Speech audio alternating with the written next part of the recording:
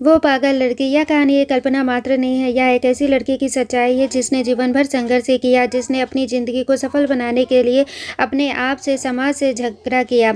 जबलपुर वह शहर है जहाँ पर उस लड़की का जन्म हुआ था। उसका नाम बड़े प्यार से रखा गया था पूजा। पर कोई नहीं जानता था वह लड़की अपनी किस्मत में क्या लेकर आई है। जब वह 2 साल की हुई तो कोई भी बात को समझा नहीं करती थी। उसकी माँ हर दिन उस लड़की में परिवर्तन देखा करती थी। वह छोटी सी बच्ची के मुँह से माँ शब्द सुनने के लिए तरसा करती थी, पर उसकी माँ को यह नहीं पता था कि उसकी लड़की में कुछ कमी है। एक दिन अचानक से उस लड़की को दौरे पड़े और वह ज़मीन में लौटने लगी। यह देखकर उसकी माँ घबरा गई और भागकर डॉक्टर के पास ले गई।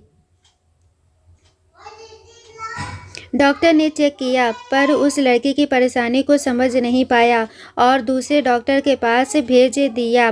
इसी तरह उसकी माँ ने कई डॉक्टर के पास जाकर अपनी बेटी का इलाज कराने की कोशिश की। सभी डॉक्टर यह बात समझ नहीं पाए कि बेटी को क्या हुआ है। वह लड़की बोल नहीं पाती थी, ना कुछ समझ पाती थी।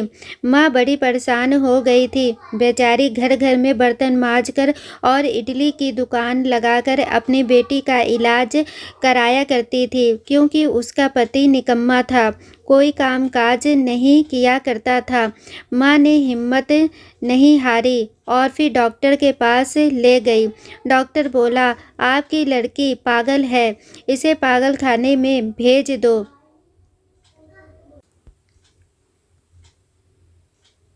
माँ गुस्सा कर बोली, डॉक्टर साहब मेरी लड़की पागल नहीं है। और फिर वह वहाँ से घर चली आई।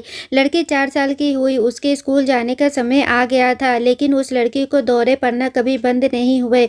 उसे स्कूल में भी दौरे पड़ जाया करते थे। वह ज़मीन पर भी लौटने लगती थी।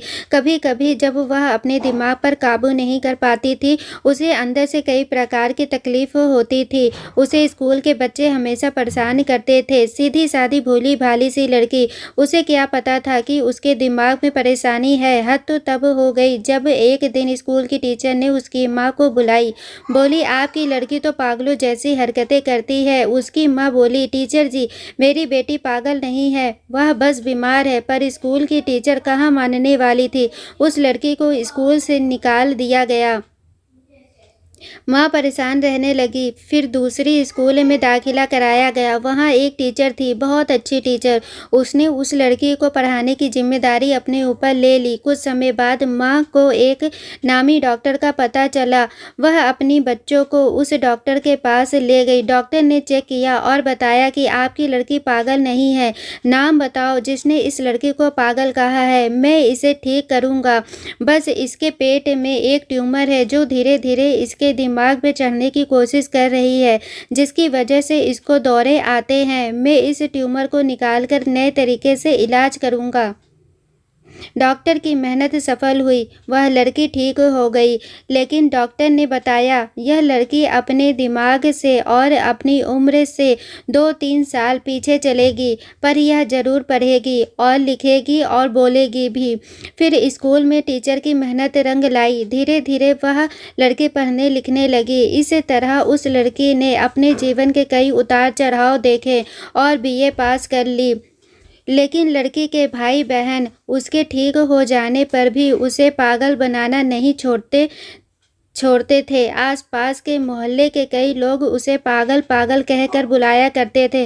वह लड़की हिम्मत नहीं हारी। जब वह पूरी तरह ठीक हो गई तो उसके बड़े भाई ने उसके ऊपर पहरा लगाना शुरू कर दिया। उसे बाहर छज्जे में खड़े होने नहीं देते थे और उसकी पढ़ाई लिखाई पर भी पाबंदी लगा दी गई। वह लड़की पढ़ना लिखना चाहती थी और आईपीएस अफसर बनना चाहती थी, परंतु उसकी माँ और भाई ने उसकी कोई इच्छा पूरी नहीं की और उसकी शादी कर दी। शादी होने के बाद भी उसके ससुराल में उसके सास ससुर ने उसे आगे पढ़ने लिखने नहीं दिया।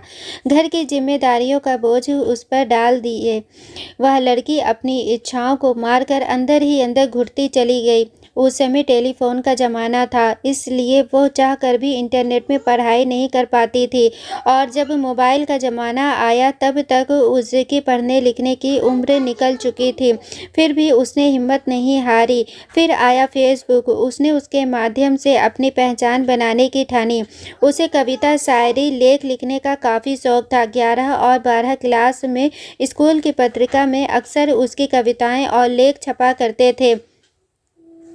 इसी में वह खुश हो जाया करती थी, लेकिन शादी के बाद उसकी इच्छा दफन होकर रह गई थी। फ़ेसबुक के माध्यम से उसने अपनी कविताओं और अपने विचारों को लोगों के सामने रखा, जिसमें उसको बड़ा मान-सम्मान मिलने लगा था।